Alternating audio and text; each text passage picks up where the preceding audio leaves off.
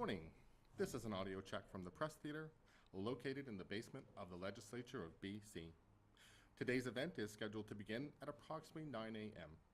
For anyone on the phone line, you may queue up to ask a question by pressing star 1. To withdraw your question, press star 2.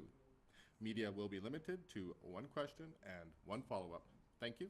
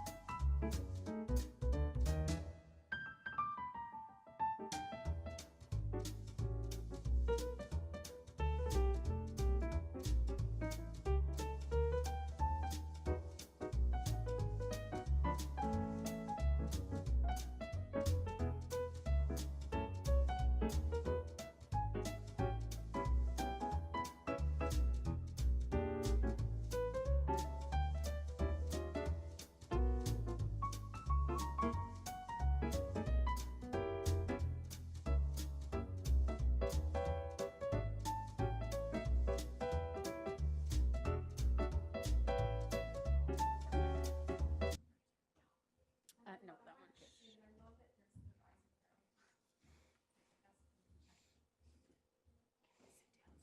Yes, you do that. Yeah, you have like 30 seconds if you want to. Oh, yeah, that's where you're. Where am I? That, as long as you. Oh. I did give him a 1-minute warning. Oh. He's ready now. Just give it a.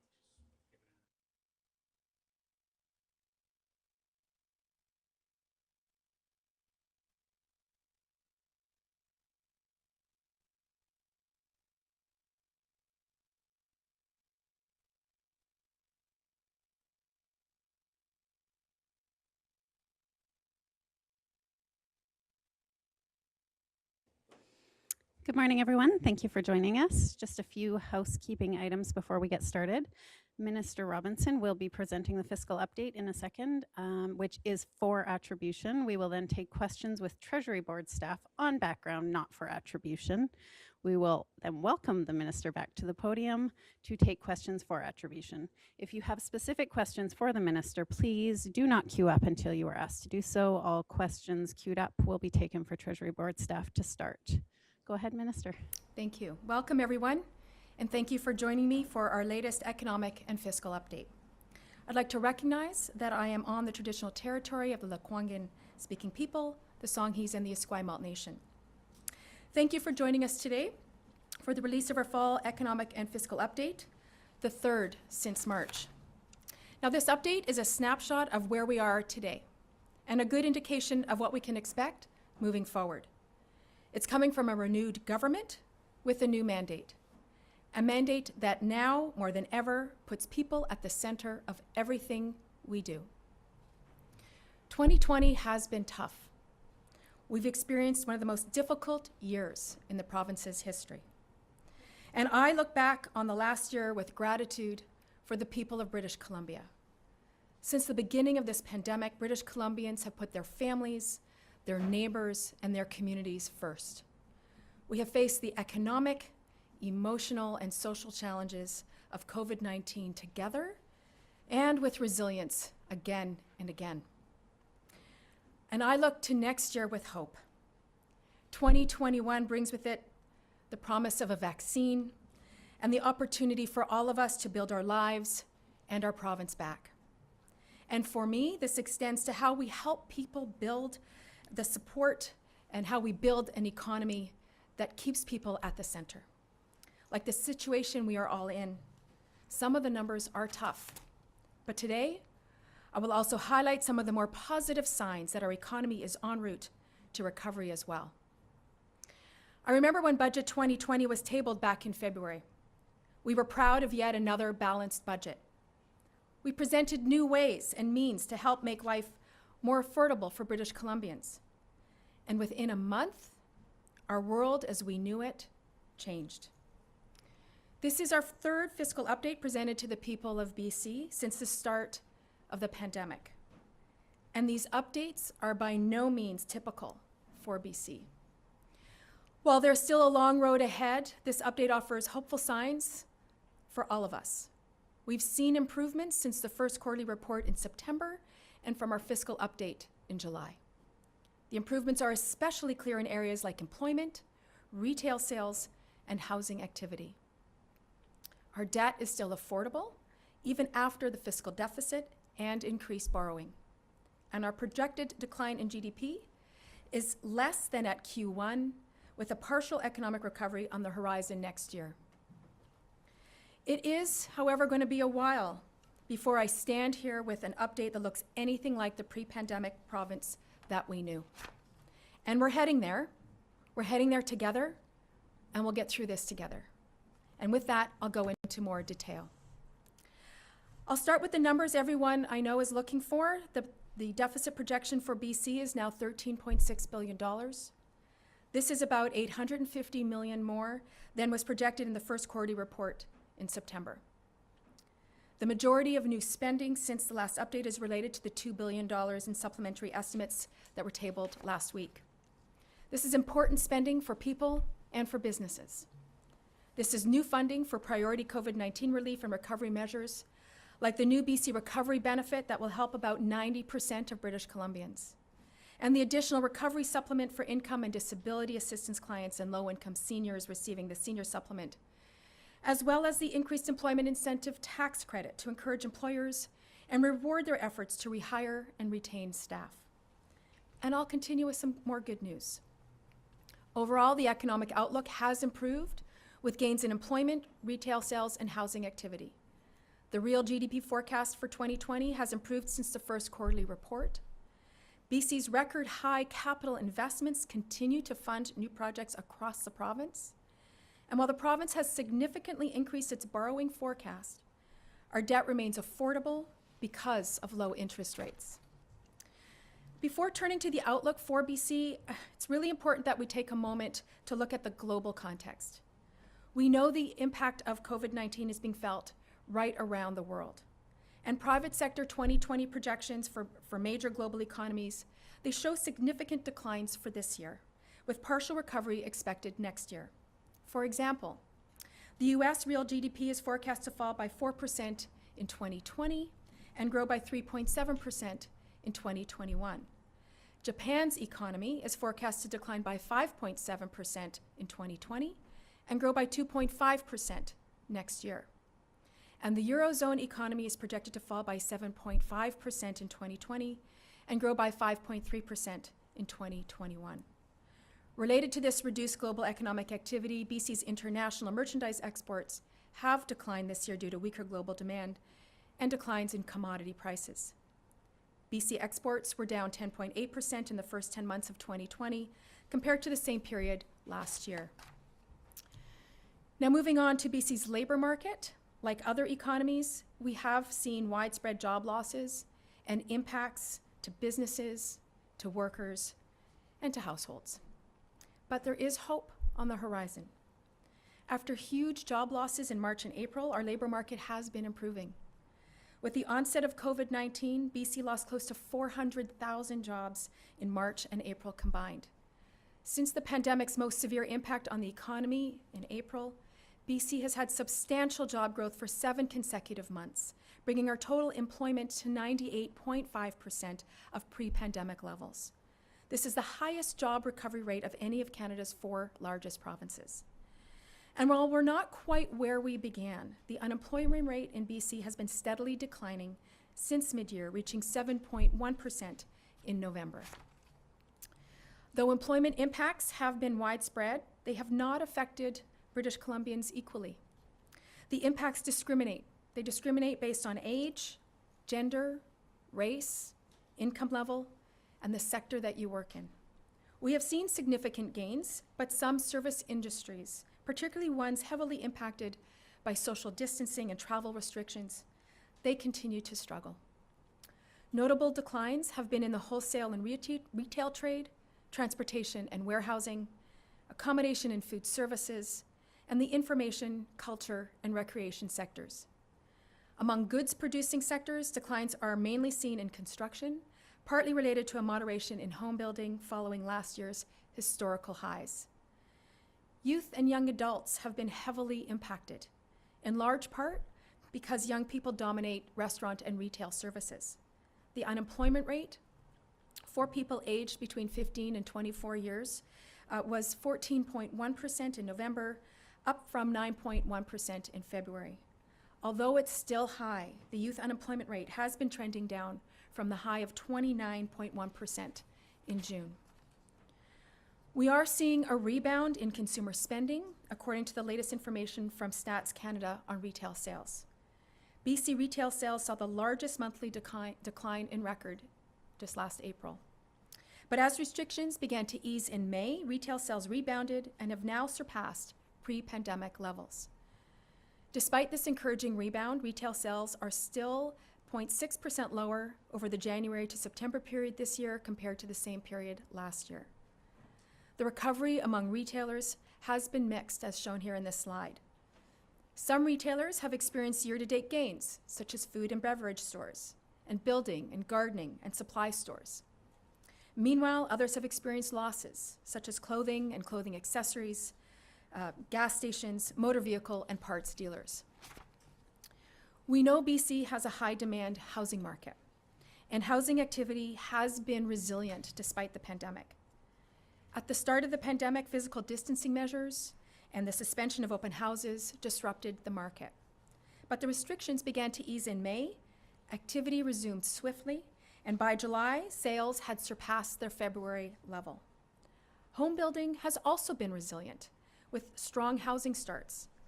Starts are down nearly 20% year to date. This is largely because of the record high construction levels the previous year.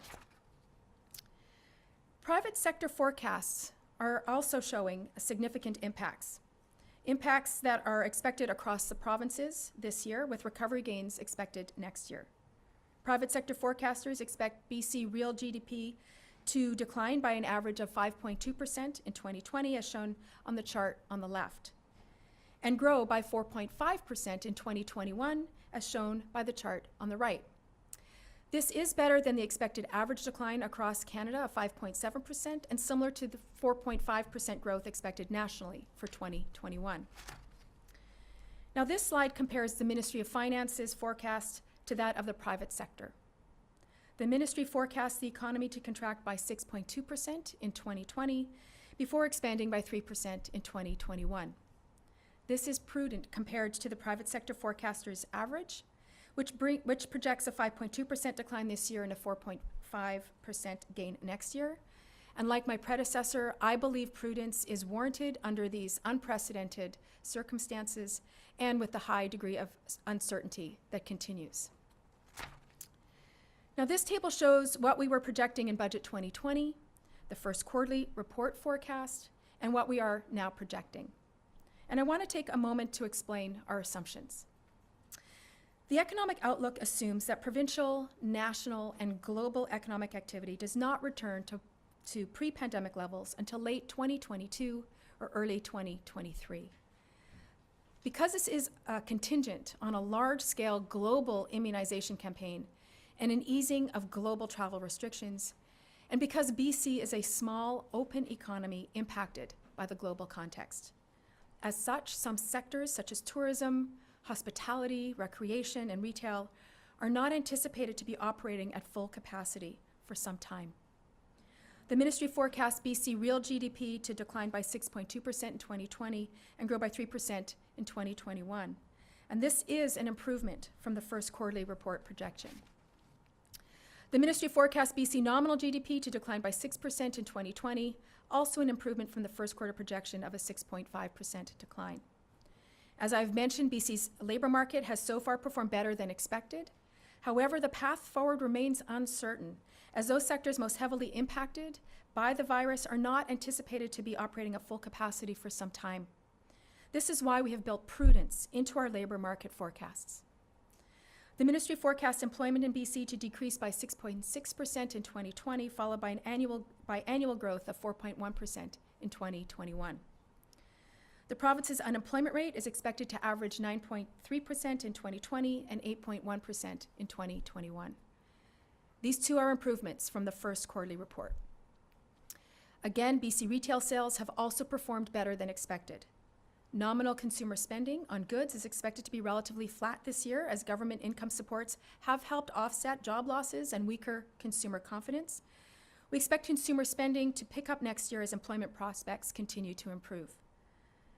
The ministry expects nominal retail sales to increase by 0.1% in 2020 and then increase by 2.4% in 2021. This is also an improvement from the first quarterly report. As I've mentioned, housing market activity in BC has been resilient despite the pandemic, and we have an improved outlook for the value of residential sales and housing starts. Now, this economic and fiscal update continues to reflect the unprecedented impacts of the COVID-19 pandemic on the province's fiscal plan. However, compared to the first quarterly report, revenues are projected to improve by $1.4 billion, while expenses are expected to increase by $2.3 billion.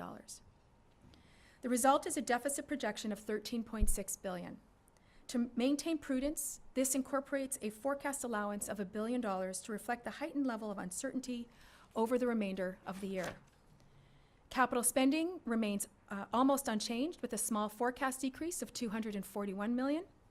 Taxpayer-supported debt is forecast to reach $60.5 billion by the end of this fiscal, an increase of $744 million compared to the first quarterly report. This is mainly due to the higher operating deficit projection, and I will speak in more detail to each of these categories in the following slides. Revenue is now expected to be $1.4 billion higher than the first quarterly report forecast. You will see that income tax revenues are up $249 million. Higher personal income tax revenue reflects an improvement in household income, and higher corporate income tax revenue is also seen here, mostly because of federal payments. Sales taxes are down $135 million. This reflects stronger year-to-date results, offset by one of our stronger BC Economic Recovery Plan measures, the new temporary rebate on selected machinery and equipment purchases by businesses totaling $235 million. Property transfer tax changes show an increase of $479 million, a result of the impacts of increased sales activity and housing prices. Other taxes are up $49 million, mainly increased employer health tax revenue, as payrolls are now assumed to be higher due to an increased employee compensation outlook. Natural resource revenues are up $156 million, mainly due to the impact of higher lumber and natural gas prices. Fee, investment, earnings, and miscellaneous revenues are down $48 million due to lower projections by taxpayer-supported crowns and school districts, partly offset by the improved outlook for post-secondary fees. Federal government contributions are forecast up $363 million. This includes $242 million of BC's share of the Safe Return to Class funding, $52 million higher Canada Health Transfer and Canada Social Transfer entitlement due to an improved outlook of BC's population share of the national total, and $69 million higher, mainly related to prior year floods and wildfires under the Disaster Financial Assistance Arrangement. Commercial Crown net income is forecast to be up $298 million. ICBC net income is up $324 million, mainly due to savings from lower claims costs. Liquor distribution branch net income is up $35 million, reflecting a shift in consumption to home purchases. And this is partly offset by weaker BC Lottery Corporation net income due to temporary casino closures. For fiscal 2021, expenses are higher by $2.3 billion compared to the first quarterly report. This is mainly due to the $2 billion in supplementary estimates tabled this month to provide funding to support additional COVID-19 support measures. Other key spending changes include flow-through of additional $242 million to support safe return to class for K-12 funded by the federal government, $126 million increase in statutory spending, including $68 million for the administration of the provincial general election, $37 million for additional collective agreements signed, and $31 million for refundable tax credits. Next, I'll provide an update of BC's COVID-19 action plan. To date, the province has invested just over $10 billion in relief and recovery measures to support British Columbians, businesses, and communities through this pandemic. This includes an estimated $5 billion in supplementary estimates as part of the initial COVID-19 action plan in March, $810 million in provincial contributions towards federal and provincial cost-shared restart initiatives for transit and municipalities, $2 billion for priority pandemic response initiatives such as the BC Recovery Benefit, $740 million in COVID-19 related statutory spending, and over $1.5 billion in other tax and revenue measures. And I'll provide more detail on COVID-19 measures in the next few slides. In terms of the $5 billion initially allocated in March, $3.5 billion has been notionally allocated for critical services and financial support measures. The remaining $1.5 billion is allocated for economic recovery through Stronger BC Plan. Critical services include health and mental health services, temporary child care supports, temporary housing and meal supports for vulnerable populations, including those experiencing homelessness. And other essential services include those for adults with developmental disabilities, vulnerable children and youth, family justice and victim services, and public health communications. Financial supports include measures such as the BC Emergency Benefit for Workers, a one-time tax-free payment of $1,000 that will provide relief for people whose ability to work has been affected by the pandemic. The $300 a month crisis supplement for income and disability assistance clients, which is currently in place until the end of December. Emergency financial relief for individual and business renters through the temporary rent supplement and the Canada Emergency Commercial Rent Assistance Program. Temporary pandemic pay program, which provides a lump sum payment for frontline social service and health workers from March to June. And a number of different emergency funding programs for various organizations and sectors, including funding for organizations providing animal care, the agriculture sector, park operators, and community tourism organizations, and domestic motion picture providers.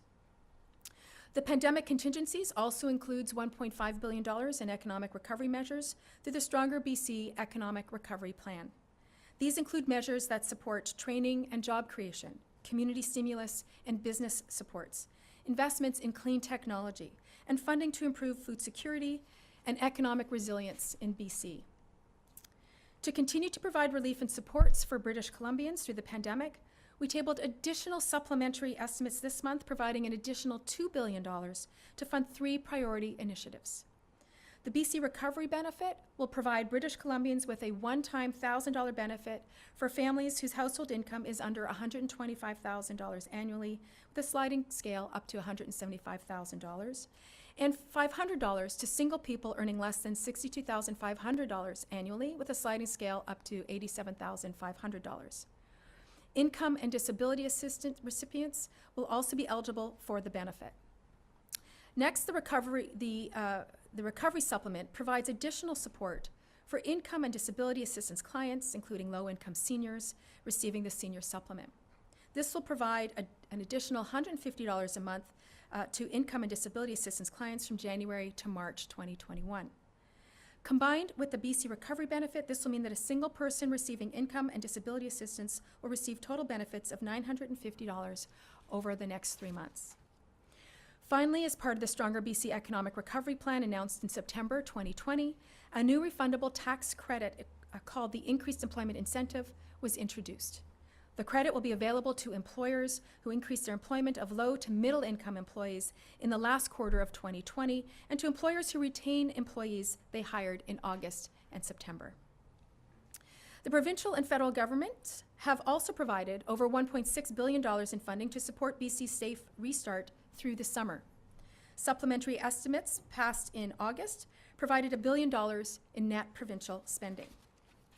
$810 million in provincial funding has provided financial relief to municipalities and transit organizations such as BC Ferries, BC Transit, and TransLink, who have experienced pandemic-related revenue loss as well as increased operating costs to meet health and safety orders. In addition to new spending measures, the province has estimated $744 million for other COVID-19 related statutory spending, which includes the one-time increase to the Climate Action Tax Credit, the pandemic pay for frontline essential workers in health and social services, hotel purchases to support temporary housing efforts for people experiencing homelessness, and emergency management costs to support provincial, regional, and local government coordination, and emergency measures to support returning travelers and temporary foreign workers with self-isolation requirements.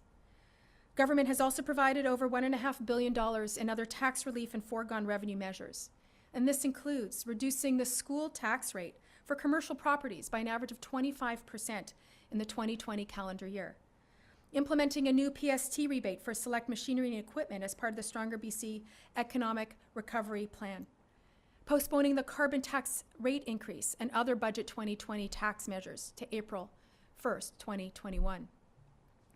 Implementing a temporary wholesale pricing model that will allow liquor licensees such as restaurants, bars, and tourism operators to purchase beer, wine, and spirits at reduced cost.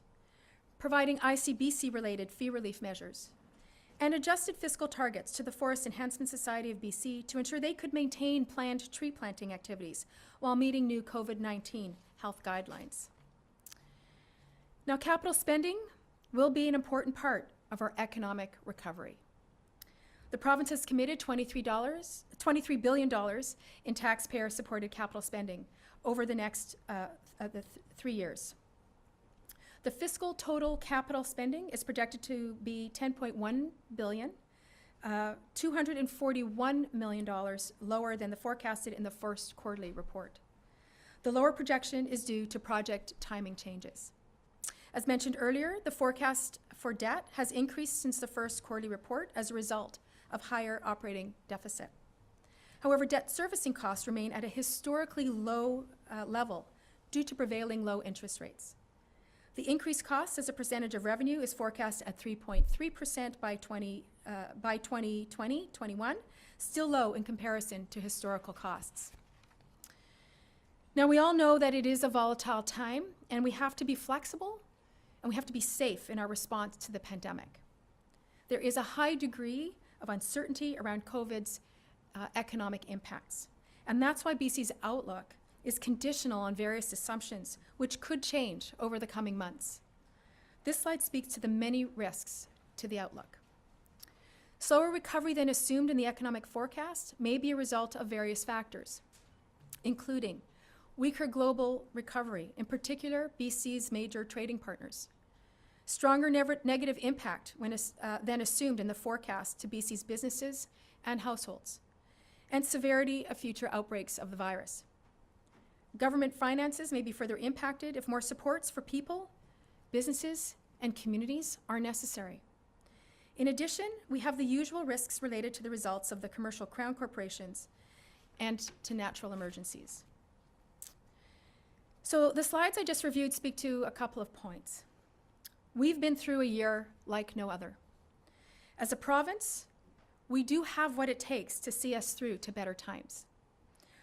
Know that we are here for you and for your family right now. We're investing in healthcare and seniors care to protect people and to fight COVID-19.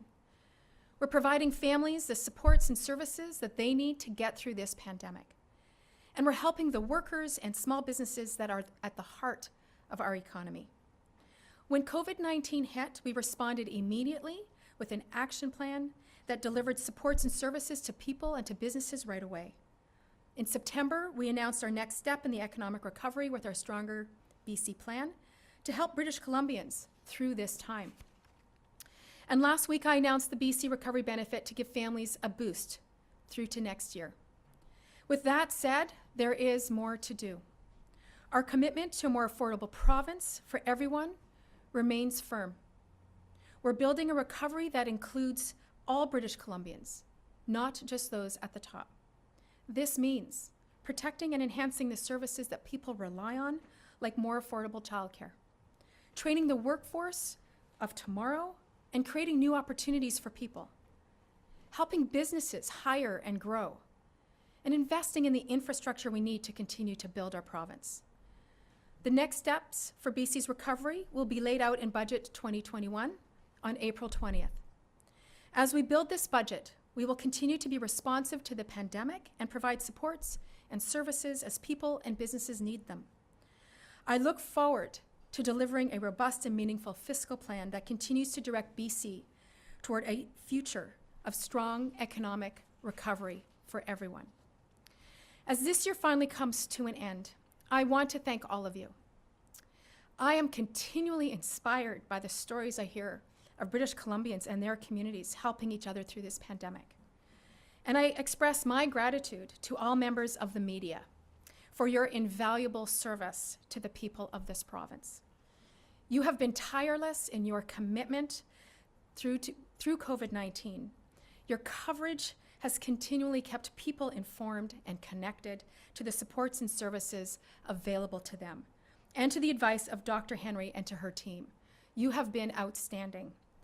And finally, I want to extend a thank you to all of the public service. COVID-19 brought new and incredible challenges to your work, like never before. Your dedication, innovation, and hard work is the reason we were able to quickly get supports and services to people, to businesses, and to communities. Thank you.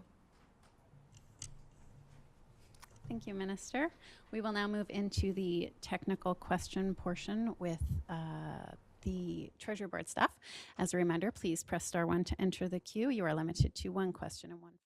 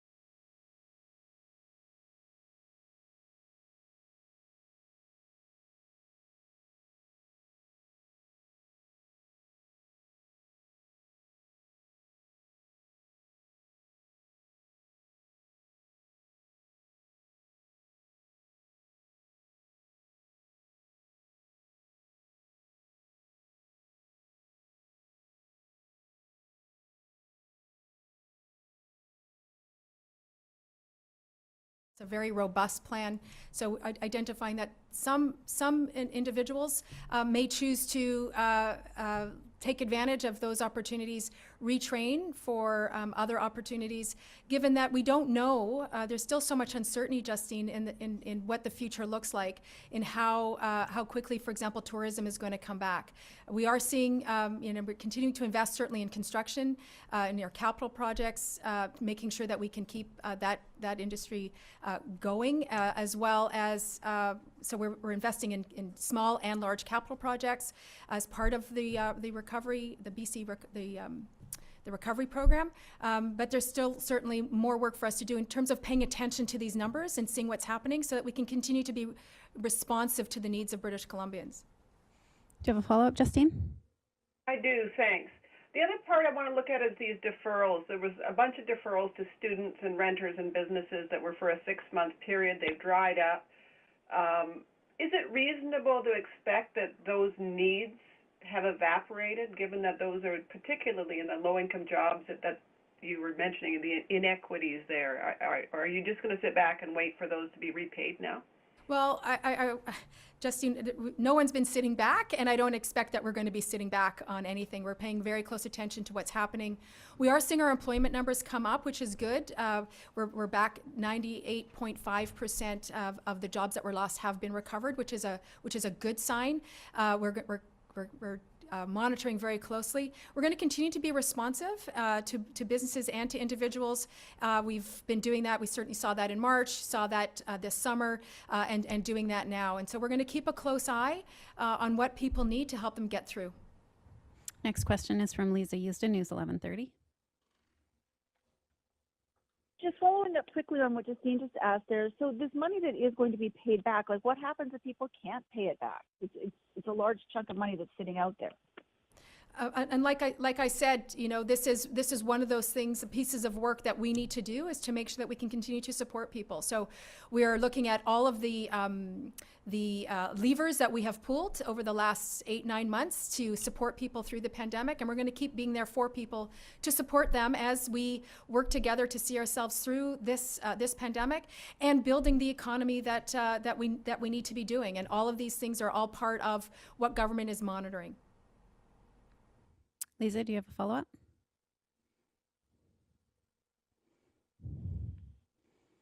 Lisa? Okay, moving Sorry, on. Oh, By accident, I clicked on my cheek. I'm sorry. I clicked with my cheek. Just, Minister, for people who are looking at this, who aren't necessarily numbers people and who are worried about their future, what should they take from this? I mean, we see a lot of people still without jobs, but some areas are doing better. We see an increase in the deficit, but we're being told that we're doing better than others. So I guess what does someone at home take from this for what the next few years of their life is going to look like in their financial picture of their province? Well, that's a good question, Lisa. And what people can take away from this is that as a government, we have continued to be there for people. We moved swiftly in March to bring in, supplements and supports. In September, we launched our Stronger BC to help move, the economic recovery forward. And we're back here again in the legislature with additional supports for people to help them get through to the end of the year. We're going to keep monitoring and keep working to identify how to best support people through this pandemic. We are not quite through it, but at the same time, I think, Lisa, people can see light on the horizon. We're all, waiting excitedly as vaccines roll out. We are starting to see economic recovery just start bit by bit, and that's a good thing. And people are hopeful, and they remain hopeful. And so I think these are all good things. But at the same time, we are being very prudent and very thoughtful about what more we need to do to help keep people going forward as this pandemic recedes from our sites. next question is from Dirk Meisner, Canadian Press. How did you land on April 20 for the budget? Thank you for that question. When we took a look at what we need in terms of putting together a meaningful, robust plan for the next for the next year, next 3 years. We sat down with the public service, who I have to say, and I'm going to say again, have been outstanding in rolling out these programs at record-breaking speed, and identified how much time they needed to do this, as well as took a look at, what are the implications of the vaccine rollout and how is that going to impact the economy. So finding, what I'll say is, how much time we need versus how much information we need in order to build a meaningful budget. That seemed to be the week. And we traditionally do a budget rollout on Tuesday, and so we said, well, let's stick with the Tuesday. So that's frankly how we came to the Tuesday of that week. Do you have a follow-up, Derek? Sure. On yesterday evening in the legislature, you were going back and forth with the opposition critic about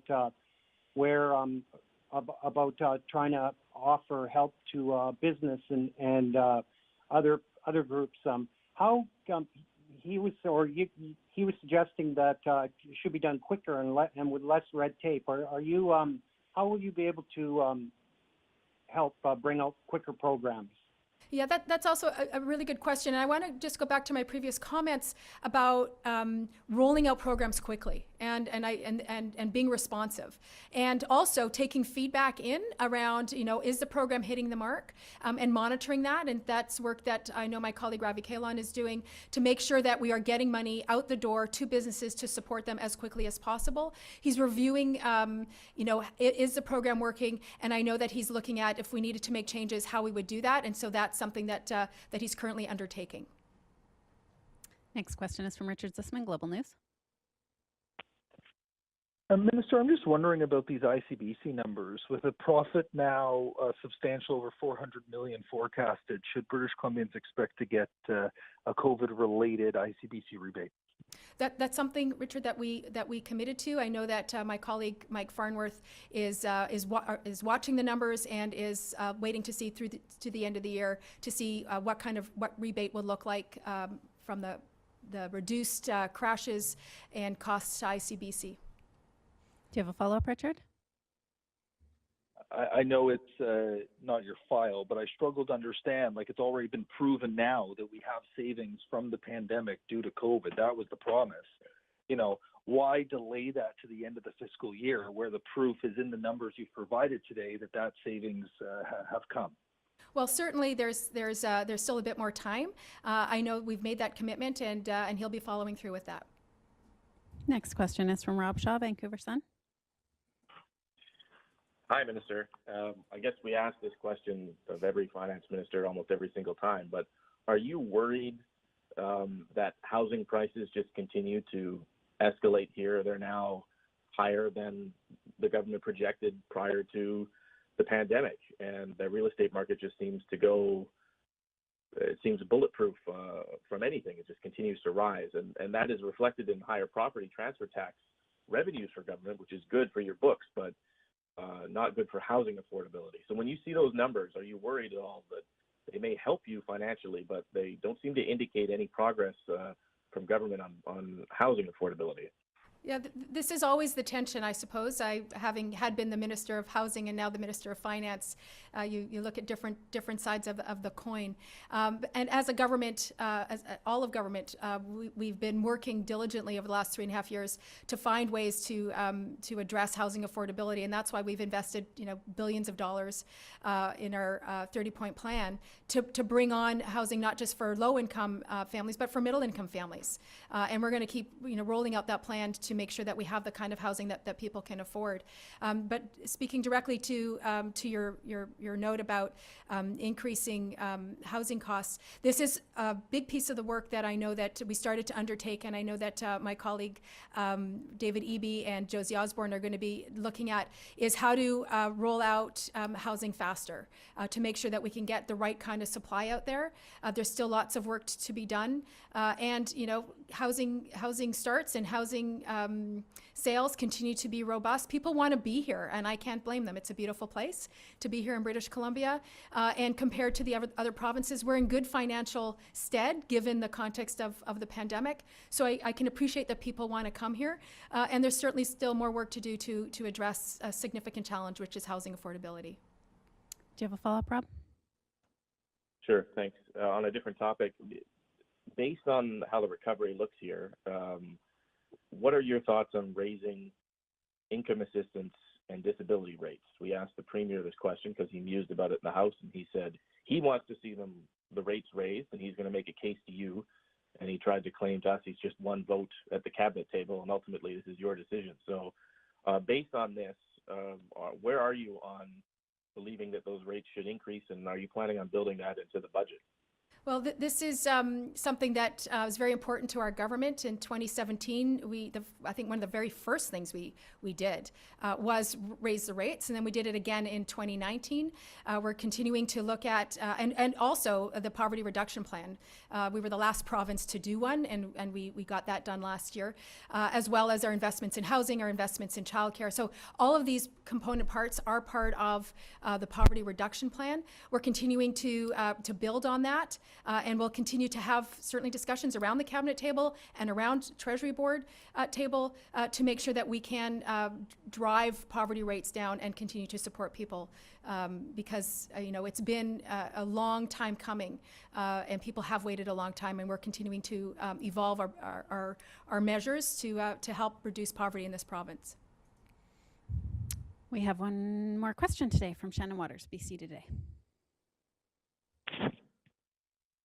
Hello, Minister. I know this was asked before about whether or not there's been an accounting for how much of the $1.5 billion in pandemic aid spending has actually gone out the door at this point. There's a bunch of other measures that have been announced or appropriated for, and I'm wondering if it's not going to be until the budget that British Columbians learn sort of how much money has gone out to support economic recovery and people making their way through this pandemic, or if it will come out before that. So we've done a number of reporting out to British Columbians since the budget. My colleague Carol James, I believe it was in July, and then again in September with the first quarterly, and here I am in December with another fiscal update. And we'll continue to report out to British Columbians as we go forward. We think it's really important that people understand the actions that we're taking and how we're continuing to deliver for British Columbians. Do you have a follow-up, Shannon? Yes, so a lot of the supports that were announced or that money was allocated for back in March and then were specifically announced in September, I'm thinking here along the lines of support for tourism, a lot of that money isn't supposed to start rolling out until February, given, that is what the government has reported. Is that really a swift action to support a sector that is struggling so hard? And if not, what is planned in the meantime? Well, money has been rolling out the door in numerous programs since the beginning. Between the COVID Action Plan, the Stronger BC Plan, things are moving forward and quite swiftly. So we're going to keep doing that, and we're going to keep adjusting programs as we get feedback. Again, I want to sort of important to recognize that and I think about our rent supplement program, for example, back in March, and as a Minister of Housing, I tasked BC Housing with developing a program to help renters, and millions of dollars went out the door to help pay people's rents. And BC Housing put together that program in less than 2 weeks. It was pretty significant, and we have been doing that kind of a program delivery since March, and we're going to keep doing that. And if there's feedback around whether or not these programs are hitting the mark, we're going to take in that feedback and adjust accordingly. Okay, we are going to take one more question from Keith Baldry, Global News.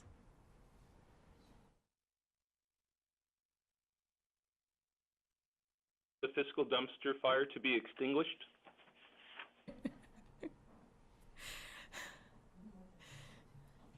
Can you say that again, Keith? Given ICBC's healthy bottom line, can you declare ICBC's fiscal dumpster fire as officially extinguished? Oh, well, that's a good question. Why do you have to stump me at the end? Thanks for the question, the question, Keith. I want to give acknowledgement to David Eby and the work that he has done, the heavy lifting that he has done to address and bring in enhanced care that will not just give people the care that they need, but reduce rates for drivers, and acknowledge that Mike Farnworth gets to actually be the one to deliver it after all of David's hard work. This is a good thing for all drivers in British Columbia. Keith, do you have a follow-up? No, I'm good. That's good. Thank you, everybody. Thank you for joining Thank us. you.